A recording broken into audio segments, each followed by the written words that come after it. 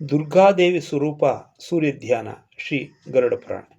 ಎಲೈ ದೇವಾದಿ ದೇವತೆಗಳೇ, ನವಮಿ ಮೊದಲಾದ ತಿಥಿಗಳಲ್ಲಿ ಓಂ ಹ್ರೀಂ ದುರ್ಗೆ ರಕ್ಷಿಣಿ ಎಂಬ ಮಂತ್ರದಿಂದ ಪೂಜಿಸಬೇಕು. ಮಾರ್ಗಶಿರ ತದಿಯ ದಿನದಂದು ಆರಂಭಿಸಿ ಕ್ರಮವಾಗಿ ಈ ನಾಮಗಳಿಂದ ದಿನಕ್ಕೊಂದು ಸ್ವರೂಪದಿಂದ ಅಮ್ಮನವರನ್ನು ಪೂಜಿಸಬೇಕು. ಆ ನಾಮರೂಪಗಳು ಯಾವುವೆಂದರೆ ಗೌರಿ, ಕಾಳಿ, ಉಮಾ, ದುರ್ಗಾ, ಭದ್ರ, ಕಾಂತಿ, ಸರಸ್ವತಿ, ಮಂಗಳ, ವಿಜಯ, ಲಕ್ಷ್ಮಿ, ಶಿವ, ನಾರಾಯಣಿ ಶಕ್ತಿಗಳು. ಈ ನಾಮರೂಪ ಶಕ್ತಿಗಳುಳ್ಳ ದೇವಿಯನ್ನು ಪೂಜಿಸುವವನಿಗೆ ಇಷ್ಟವಸ್ತು ಪ್ರಿಯಜನ ವಿಯೋಗವಿರುವುದಿಲ್ಲ. ದುರ್ಗಾದೇವಿಗೆ 18 ಹಸ್ತಗಳಿರ್ತವೆ. ಅವುಗಳಲ್ಲಿ ಕೇಟಕ, ಘಂಟ, ದರ್ಪಣ, ಧನು, ಧ್ವಜ, ಡಮರು, ಪರಶು, ಪಾಶ, ಶಕ್ತಿ, ಮುದ್ಗದ, ಶೂಲ, ಕಪಾಲ, ಬಾಣ, ಅಂಕುಶ, ವಜ್ರ, ಚಕ್ರ, ಶಲಾಕೆಗಳಿರಲು ಒಂದು ಕೈ ತರ್ಜನಿ ಮುದ್ರೆಯಲ್ಲಿರುತ್ತದೆ. ಅಷ್ಟಾದಶ ಭುಜಗಳಾದ ದೇವಿಯ ಸ್ವರೂಪವನ್ನು ಸ್ಮರಿಸಿದವರಿಗೆ ಅಷ್ಟೈಶ್ವರ್ಯಗಳು ಲಭಿಸುತ್ತವೆ. ಮಹಿಷಾಸುರ ಮರ್ದಿನಿಗಳಾದ ಈ ದೇವಿಯು ಸಿಂಹದ ಮೇಲೆ ಇರುತ್ತಾಳೆ. ಸೂರ್ಯಾರ್ಚನೆಯ ವಿಧಿವಿಧಾನದಲ್ಲಿ ಸೂರ್ಯ ಭಗವಾನನನ್ನು, ತೇಜ ಸ್ವರೂಪವನ್ನು, ರಕ್ತವರ್ಣ ಕಾಂತಿರೂಪವನ್ನು, ಶ್ವೇತ ಪದ್ಮದ ಮೇಲೆ ಸ್ಥಿತನನ್ನು, ಏಕಚಕ್ರ ರಥದ ಮೇಲೆ ಆಸೀನನನ್ನು, ದ್ವಿಭುಜಯುಕ್ತನನ್ನು, ಕಮಲಧರನನ್ನು ಧ್ಯಾನಿಸಬೇಕು. ಮಾಹೇಶ್ವರಿ ಪೂಜೆಯನ್ನು ವರ್ಣಿಸುತ್ತೇನೆ ಕೇಳಿರಿ. ಮೊದಲಿಗೆ ಸ್ನಾನ ಆಚಮನವನ್ನು ಮಾಡಿ ಆಸನದ ಮೇಲೆ ಕುಳಿತು ನ್ಯಾಸ ಮಾಡಿ ಒಂದು ಮಂಡಲವನ್ನು ಮಾಹೇಶ್ವರಿಯನ್ನು ಚಿತ್ರಿಸಿ ಪೂಜಿಸಬೇಕು. ಈ ಹರಪೂಜೆಯನ್ನು ಸಾಧ್ಯವಾದಷ್ಟು ಹೆಚ್ಚಾಗಿ ಹರನ ಪರಿವಾರದವರೊಂದಿಗೆ ಸಹ ಪೂಜಿಸಬೇಕು.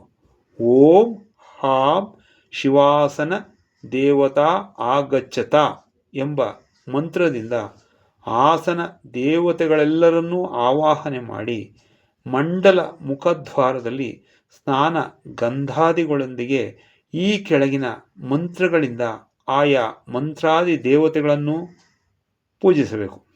ಓಂ ಹಾಂ ಗಣಪತಯೇ ನಮಃ. ಓಂ ಹಾಂ ಲಕ್ಷ್ಮ್ಯೈ ನಮಃ. ಓಂ ಹಾಂ ಸರಸ್ವತಿಯೈ ನಮಃ. ಓಂ ಹಾಂ ಮಹಾಕಾಲಾಯ ನಮಃ. ಓಂ ಹಾಂ ನಂದಿನೇ ನಮಃ. ಓಂ ಹಾಂ ಅಸ್ತ್ರಾಯ ನಮಃ. ಓಂ ಹಾಂ ಮಹಾಕಾಲಾಯ ನಮಃ.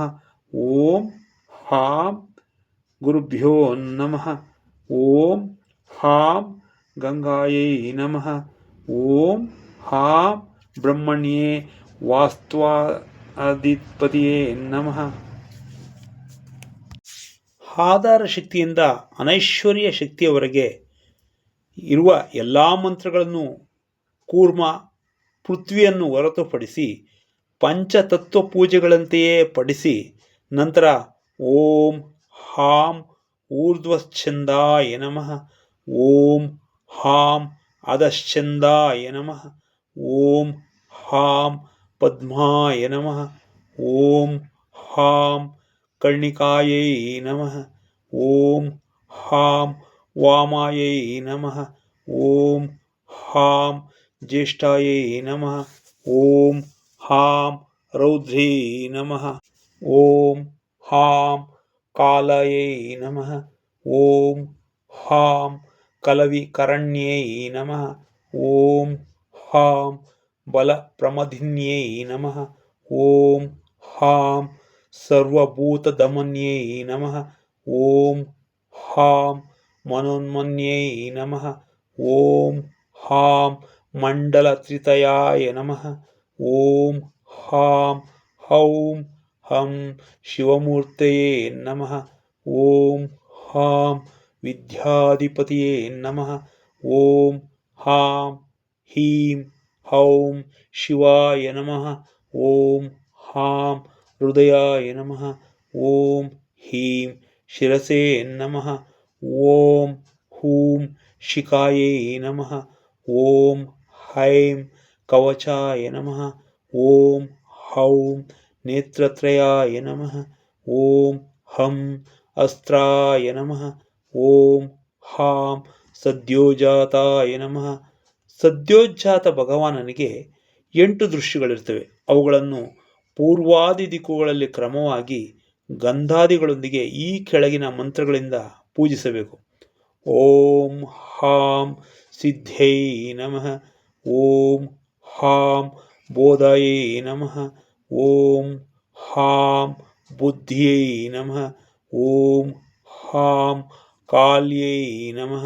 ಓಂ ಹಾಂ ವಿದ್ಯುತಾಯೈ ನಮಃ. ಓಂ ಹಾಂ ಸ್ವದಾಯ ನಮಃ. ಓಂ ಹಾಂ ಲಕ್ಷ್ಯಾ ನಮಃ.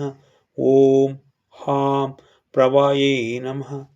ವಾಮದೇವನಿಗೆ 13 ದೃಷ್ಟಿಗಳಿರ್ತವೆ. ಅವುಗಳನ್ನೂ ಸಹ ಗಂಧ ಪುಷ್ಪಾದಿಗಳೊಂದಿಗೆ ಓಂ ಹಾಂ ವಾಸುದೇವಾಯ ನಮಃ ಎಂಬ ಮಂತ್ರದಿಂದ ವಾಮದೇವನನ್ನು ಎಲ್ಲ ಉಪಚಾರಗಳೊಂದಿಗೆ ಅರ್ಚಿಸಿದ ನಂತರ ಈ ಕೆಳಗಿನ ಮಂತ್ರಗಳಿಂದ ಪೂಜಿಸಬೇಕು.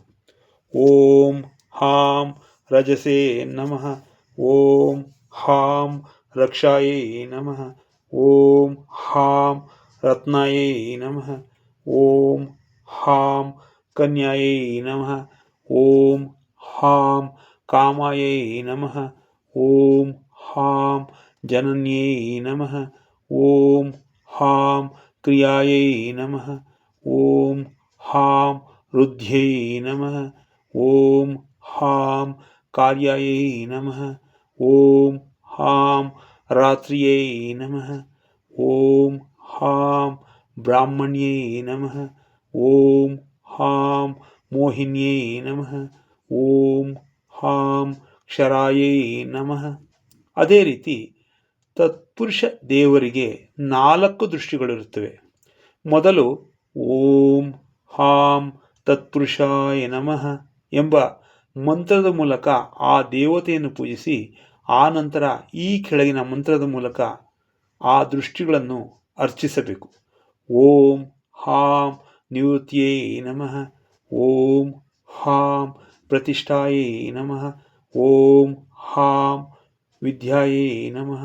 ಓಂ ಹಾಂ ಶಾಂತಿಯೈ ನಮಃ. ನಂತರ ಅಘೋರ ಭೈರವ ಸಂಬಂಧಿಯೆಂದು 6 ದೃಷ್ಟಿಗಳನ್ನು ಮೊದಲಿಗೆ ಓಂ ಹಾಂ ಅಘೋರಾಯ ನಮಃ ಎಂಬ ಮಂತ್ರದಿಂದ ಆತನನ್ನು ಪೂಜಿಸಿದ ನಂತರ ಈ ಕೆಳಗಿನ ಮಂತ್ರಗಳಿಂದ ಪೂಜಿಸಬೇಕು. ಓಂ ಹಾಂ ಉಮಾಯೈ ನಮಃ. ಓಂ ಹಾಂ ಕ್ಷಮಾಯೈ ನಮಃ. ಓಂ ಹಾಂ ನಿದ್ರಾಯೈ ನಮಃ. ಓಂ ಹಾಂ ವ್ಯಾಧ್ಯೈ ನಮಃ. ಓಂ ಹಾಂ ಶುದ್ರಾಯೈ ನಮಃ. ಓಂ ಹಾಂ ತೃಷ್ಣಾಯೈ ನಮಃ. ಈಶಾನ ದೇವರಿಗೂ ಸಹ 5 ದೃಷ್ಟಿಗಳಿರ್ತವೆ. ಮೊದಲಿಗೆ ಆ ಸ್ವಾಮಿಯನ್ನು ಓಂ ಈಶಾನಾಯ ನಮಃ ಎಂಬ ಮಂತ್ರದಿಂದ ಪೂಜಿಸಿದ ನಂತರ ಆ ದೃಷ್ಟಿಗಳನ್ನು ಈ ಕೆಳಗಿನ ಮಂತ್ರಗಳಿಂದ ಪೂಜಿಸಬೇಕು. ಓಂ ಹಾಂ ಸಮಿತ್ಯೈ ನಮಃ. ಓಂ ಹಾಂ ಅಂಗಾದಾಯೈ ನಮಃ. ಓಂ ಹಾಂ ಕೃಷ್ಣಾಯೈ ನಮಃ. ಓಂ ಹಾಂ ಮರೀಚಿಯೈ ನಮಃ. ಓಂ ಹಾಂ ಜ್ವಾಲಾಯೈ ನಮಃ. ಅನಂತರ ಓಂ ಹಾಂ ಶಿವ ಪರಿವಾರೇಭ್ಯೋ ನಮಃ ಎಂದು ಪರಮಶಿವನ ಪರಿವಾರವನ್ನು, ಅನಂತರ ಈ ಕೆಳಗಿನ ಮಂತ್ರಗಳಿಂದ ದಿಕ್ಪಾಲಕರನ್ನು, ಅನಂತನನ್ನು, ಬ್ರಹ್ಮನನ್ನು, ಚಂಡೇಶ್ವರನನ್ನು ಆವಾಹನೆ ಮಾಡಿ ಸ್ಥಾಪನೆ, ಸನ್ನಿಧಾನ, ಸಂನಿರೋಧ, ಸಕಲೀಕರಣಗಳನ್ನು ಮಾಡಬೇಕು. ಓಂ ಹಾಂ ಇಂದ್ರಾಯ ಸುರಾದಪತಯೇ ನಮಃ. ಓಂ ಹಾಂ ಅಗ್ನಿಯೇ ತೇಜೋಧಿಪತಿಯೇ ನಮಃ. ಓಂ ಹಾಂ ಯಮಾಯ ಪ್ರೇತಾಧಿಪತಿಯೇ ನಮಃ. ಓಂ ಹಾಂ ನಿರುತಿಯೇ ರಕ್ಷೋಧಿಪತಿಯೇ ನಮಃ. ಓಂ ಹಾಂ ವರುಣಾಯ ಜಲಾಧಿಪತಿಯೇ ನಮಃ. ಓಂ ಹಾಂ ವಾಯುವೇ ಪ್ರಾಣಾಧಿಪತಿಯೇ ನಮಃ. ಓಂ ಹಾಂ ಸೋಮಾಯ ನೇತ್ರಾಧಿಪತಿಯೇ ನಮಃ. ಓಂ ಹಾಂ ಈಶಾನಾಯ ಸರ್ವವಿದ್ಯಾಧಿಪತಿಯೇ ನಮಃ. ಓಂ ಹಾಂ ಅನಂತಾಯ ನಾಗಾಧಿಪತಿಯೇ ನಮಃ. ಓಂ ಹಾಂ ಬ್ರಹ್ಮಣೇ ಸರ್ವಲೋಕಾಧಿಪತಿಯೇ ನಮಃ. ಓಂ ಹಾಂ ಧೂಲೀಚಂಡೇಶ್ವರಾಯ ನಮಃ. ಅನಂತರ ತತ್ವನ್ಯಾಸ, ಮುದ್ರಾ ಪ್ರದರ್ಶನ, ಧ್ಯಾನಗಳನ್ನು ನಿರ್ವಹಿಸಿ ಪಾದ್ಯ, ಆಸನ, ಅರ್ಘ್ಯ, ಪುಷ್ಪ, ಅಭ್ಯಂಗ, ಉದ್ವರ್ತನ, ಸ್ನಾನ, ಸುಗಂಧಾನುಲೇಪನ, ವಸ್ತ್ರ ಅಲಂಕಾರ, ಭೋಗ, ಅಂಗನ್ಯಾಸ, ಧೂಪ, ದೀಪ, ನೈವೇದ್ಯಾರ್ಪಣ, ತಾಂಬೂಲ ನಿವೇದನೆಗಳಿಂದಲೂ ನೃತ್ಯ, ವಾದ್ಯ, ಗೀತೆಗಳಿಂದಲೂ ಮಹೇಶ್ವರನನ್ನು ಸಂತೋಷಪಡಿಸಬೇಕು. ದೇವದೇವ ರೂಪವನ್ನು ಮನಸ್ಸಿನಲ್ಲಿ ಧ್ಯಾನಿಸುತ್ತಾ ಪೂಜಿಸಬೇಕು. ಪೂಜೆಯನ್ನು ಜಪವನ್ನು ಆತನಿಗೇ ಅರ್ಪಿಸಬೇಕು. ಈ ವಿಧವಾಗಿ ವಿವಿಧ ಕಾಮನೆಗಳ ಸಿದ್ಧಿಗಾಗಿ ವಿಶ್ವಾವಸು ಎಂಬ ಗಂಧರ್ವನನ್ನು ಕಾಳರಾತ್ರಿ ದೇವಿಯನ್ನೂ ಸಹ ಉಪಾಸನೆ ಮಾಡುವರು.